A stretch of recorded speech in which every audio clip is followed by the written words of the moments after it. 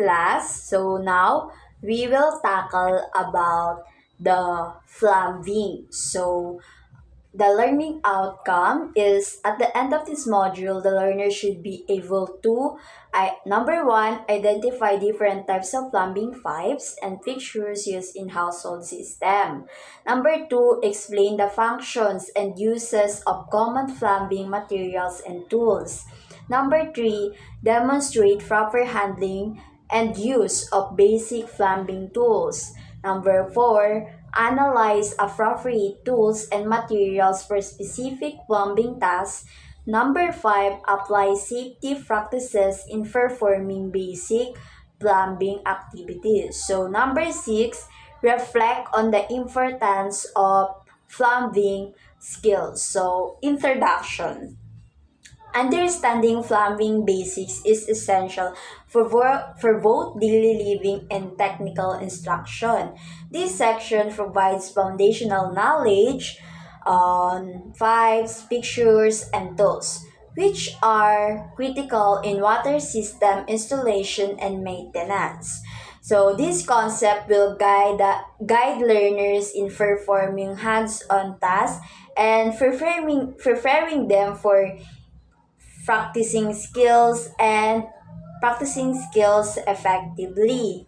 So, may mga types ng, so dito tayo sa pipes and fixtures. So, may apat tayo na ibibigay na pipes. So, most commonly na ginagamit natin na pipe sa mga tubig natin is yung PVC, or kung tawagin is polyvinyl chloride pipes. So, or in short, PVC pipe. So, it is a lightweight, durable, and commonly used for the drainage system. So, mostly ito talaga yung ginagamit or nakikita natin sa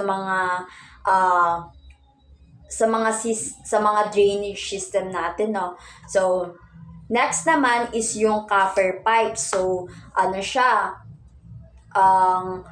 Kung makikita nyo dyan sa PPT natin is kulay tanso siya, and very strong siya, very matibay siya kasi nga gawa siya sa tanso. So, next naman is yung GL or galvanized iron pipe. So, ito naman is gawa siya sa bakal. It is durable, matibay siya, pero madali siyang kalawangin, no? Kasi kung makikita nyo kung lagi siyang inaanuhan ng water, is laging magkakaroon siya ng kalawang kasi hindi tumatagal sa ganun yung bakal, diba? So, mostly kaya ang ginagamit natin is yung mga plastic na pipe, which is yung PVC. So, next naman is yung PEX pipe or PEX pipe, no?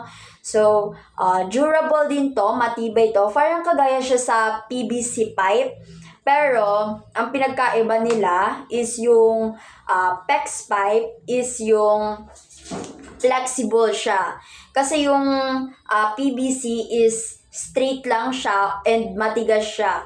So, yun.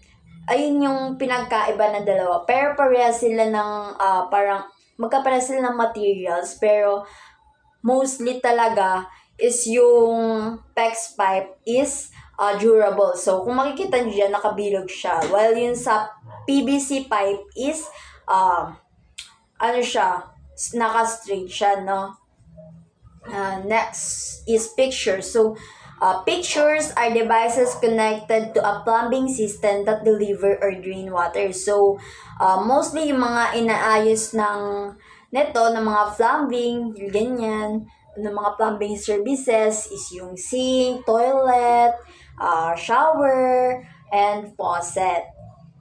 No? So, next is yung mga plumbing tools and their functions. So, yung plumbing tools na makikita nyo dyan sa taas. So, it is a pipe pipe wrench used to grip and turn pipe. So, ginagamit siya pang tighten or and loosen um, ng isang ano. So, kung makikita nyo, yung pipe wrench is nag-grip siya and nag-turn siya ng pipe. So, sabi dito, yan, sabi doon sa pipe wrench, siya yung nag-grip ng pipe.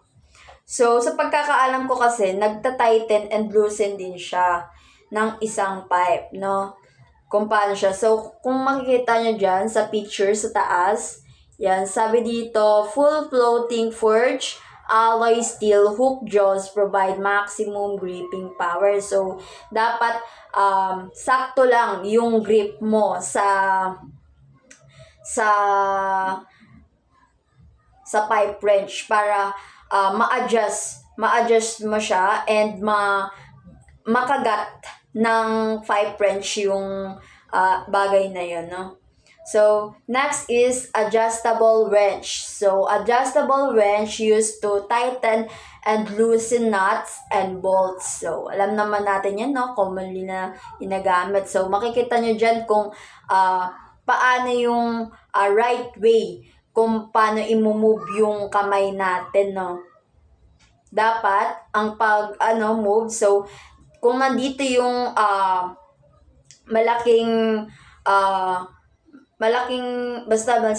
panel, tapos dito maliit, pag ganun siya, paloob, no? Yung sa adjustable wrench. So, while yung plunger naman is, paano siya ma-unclog? So, makikita nyo dyan, use a plunger, remove the drain trap, snake the drain, and use drain cleaner. So, yan.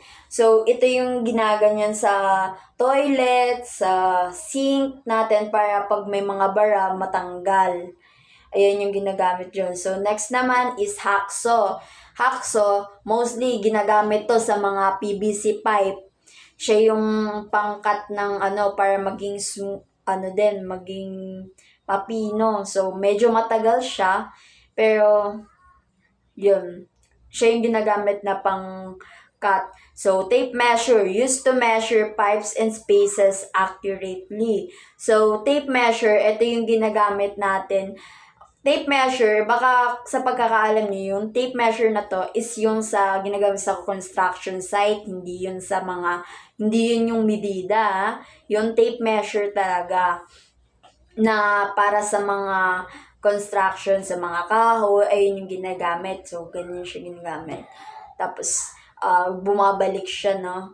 Ayun yung tape measure na tinutukoy natin. So, next is pipe cutter. So, eto, maganda siya gamitin kasi isang ganto mo lang siya is clean yung yung pagka-cut sa pipe. Maganda siya. So, next is how each tool's used. So, pipe wrench. Clamp onto the pipe, then turn to loosen or tighten. Adjustable wrench. Adjust the jaw size, pin onto the knot, then turn. Flanger. Place over drain, push and pull, and remove blockage. Hacksaw. Hold firmly and saw back and forth to cut pipe. So, tape measure, extend the tape and read the measurement. So, pipe cutter, place around pipe, rotate, and tighten until cut. So, for my short explanation, so, plumbing tools are important for installing and repairing water system. Each tool has a specific function that helps make work easier and more accurate. For example, wrenches are used for tightening, cutting tools are used for shaping pipes, and measuring tools ensure correct size. In learning how to use these tools can help to properly students to perform a plumbing task safely and effectively. So, dahil sa pagkakaroon natin ng pagkakaunawa sa plumbing tools is nakakatulong to kung paano i-perform ng mga students, kung paano natin siya i-explain or paano nila maintindihan through visual, kung ano ba yung mga tools na ginagamit, no? Dito is mas mabubus yung academic or yung performance ng isang bata, no, ng safe and effectively na maisa sa buhay nila. So yun.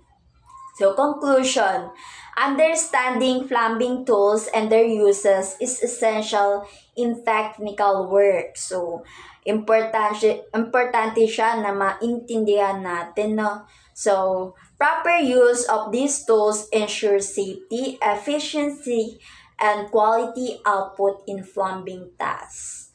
And so, key concept of summary. So, plumbing involves installation and maintenance of water system.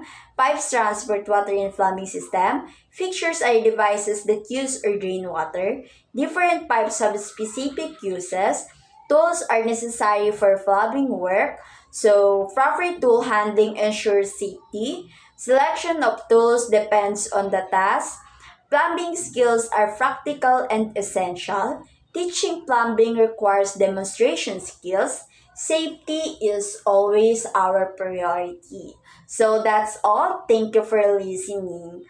I hope you have learned, and that's all. Thank you for listening, guys.